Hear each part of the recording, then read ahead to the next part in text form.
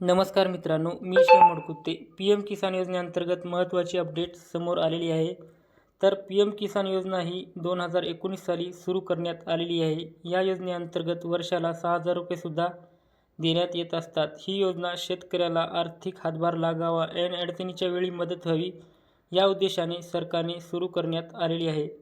तर पहा, या योजनेअंतर्गत जेवढे पात्र शेतकरी बांधव आहेत अशांना या योजनेचा लाभ मिळत असतो. 4 महिन्याला 2,000 रुपये शेतकऱ्यांच्या खात्यात जमासुद्धा करण्यात येत असतात.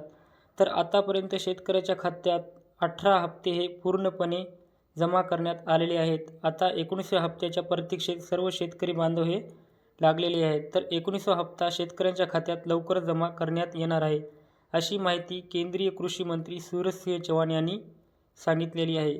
तर पहा, 2025 फेब्रुवारीमध्ये कार्यक्रम ठेवण्यात येणार आहे. तर या कार्यक्रमात सर्व शेतकरीविषयक योजना, नवनवीन योजना आणि पी एम किसानचा सन्मान निधी हा वितरित करण्यात येणार आहे, अशी माहिती केंद्रीय कृषी मंत्री यांनी दिली आहे. तर अशा प्रकारची महत्त्वाची अपडेट होती मित्रांनो. माहिती आवडल्यास नक्की चॅनलला सबस्क्राईब करा. धन्यवाद.